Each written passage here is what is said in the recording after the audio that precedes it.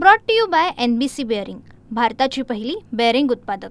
आपल्या सोबत आहेत राज्यमंत्री डॉक्टर पंकज भोयर. पंकज भाऊ, आज तुम्ही ओबीसी आंदोलनाला भेट देणार आहात, सरकारचे प्रतिनिधी म्हणून काय सांगणार आहात? मुंबईमध्ये सुरू असलेल्या मराठा आरक्षणाच्या आंदोलनाच्या विषयावरून थोडी ओबीसी समाजामध्ये अस्वस्थता निर्माण झाली की आपलं आरक्षण काढून त्या ठिकाणी मराठा समाजाला देण्यात येईल का. त्याच्यामुळे नागपुरात देखील आणि राज्यातल्या इतर काही भागामध्ये ओबीसी समाजाच्या माध्यमातून त्या ठिकाणी साखळी उपोषण सुरू झालेलं आहे.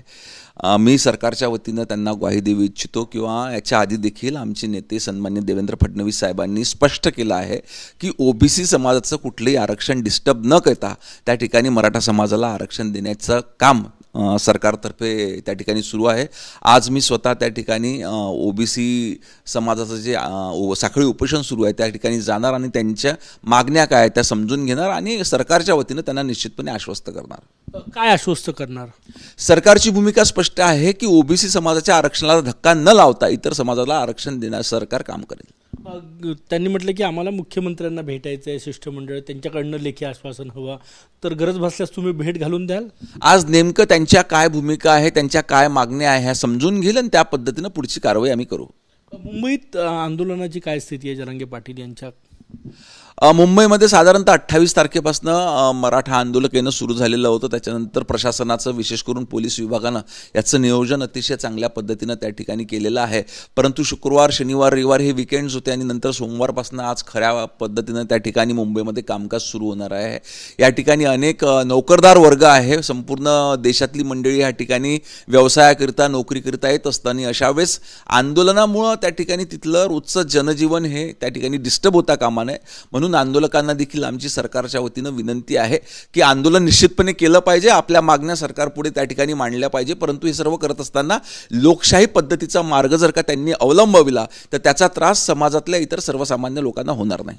एकीकडे जरांगे मराठा समाजाला ओबीसीतून आरक्षण मिळावं म्हणून मुंबईत आंदोलन करतायत, दुसरीकडे आंतरवाली सराठीत ओबीसी नेते आजपासून आंदोलन सुरू करतायत.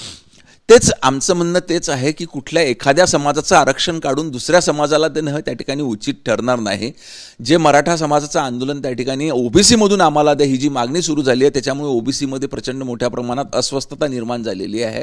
म्हणून दोन्ही समाजानं समजूतदारपणीची बाजू घेऊन आपल्या सर्वांना एकत्रितपणे ह्या महाराष्ट्रामध्ये चांगलं नांदून त्या ठिकाणी जे विजन राज्याचे मुख्यमंत्री देवेंद्र फडणवीस साहेबांनी महाराष्ट्राच्या विकासाचं बघितलं आहे आपण त्यांना सोबत त्याच्याकरता दिली पाहिजे. सुप्रियाताई जरांगे पाटील यांना भेटून आल्या आणि त्यांच्या गाडीवर बॉटल्स मारल्या अक्षरशः तिथल्या आंदोलकांनी.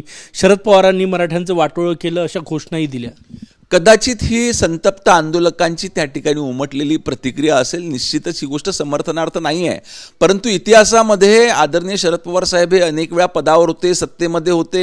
उद्धव ठाकरेजी हे देखील पदावर होते, सत्तेवर होते, मुख्यमंत्री होते. त्यावेळेस त्यांनी कुठलंही काम मराठा आरक्षणाच्या संदर्भात केलेलं नाही. आणि आता जेव्हा सत्ता नाही आहे तर बाहेर बसून त्या ठिकाणी सल्ला देण्याचं काम शरद पवार साहेब त्या ठिकाणी करत आहे. याचाच उद्रेक म्हणून आंदोलकांनी कदाचित अशा पद्धतीची प्रतिक्रिया त्या ठिकाणी सुप्रियाताईंना दिली असावी. विरोधक राजकारण करतायत अशी टीका होत आहे. या मुद्द्यावर सरकार ठरवेल, पण स्पष्ट भूमिका मांडत नाही की ओबीसीतून द्यायला पाहिजे की नाही. काय वाटतं? आपण आधीपासून बघितलं की मराठा समाजाच्या आरक्षणाची मागणी ही आजची नाही आहे. 40 वर्षापासून मागणी त्या ठिकाणी सुरू आहे. अण्णासाहेब पाटील यांनी सुरुवातीला आंदोलन करून ह्या मागणीला सुरुवात त्या ठिकाणी केलेली होती. परंतु सन्माननीय मुख्यमंत्री देवेंद्र फडणवीस साहेब हे जेव्हा 2014 पासून आपल्या राज्यामध्ये नेतृत्वात सरकार स्थापन झाली तेव्हा पहिल्यांदा ह्या ठिकाणी मराठा समाजाला आरक्षण देण्याचं काम त्या ठिकाणी करण्यात आलं. परंतु आता असं असताना देखील काहीतरी विरोधकांनी कुठली भूमिका घेऊन या पद्धतीचं लोकांमध्ये दुफळी निर्माण करून देवेंद्र फडणवीस सरकार अस्थिर करण्याचं काम आणि विशेष करून मान्य देवेंद्रजींवर वैयक्तिक टीका करण्याचं काम काही विरोधकांच्या माध्यमातून त्या ठिकाणी होते आहे. कोण आहे यांच्या मागे? जरांगे आजच्या आंदोलनामागे कोण आहे असं वाटतं? नाही, अनेक विरोधक त्या ठिकाणी आहे की जे छुप्या पद्धतीनं त्या ठिकाणी मदत करण्याचा प्रयत्न आपण सोशल मीडिया तसंच मीडियामध्ये देखील बघतोय की अनेक जे आंदोलक आलेले आहेत त्यांनी स्वतःहून सांगितलेलं आहे की आम्हाला ह्या ठिकाणी कोणी पाठवलं, आम्हाला रसद कोणी पुरविली. निश्चितच भविष्यात आमच्याकडे देखील काही डाटा आहे तर त्याची माहिती आम्ही देऊ. कॅमेरामॅन सचिन सायांसह Gajanan Umate, TV9 Marathi, Nagpur. Brought to you by NBC bearing, भारताची पहिली बेअरिंग उत्पादक.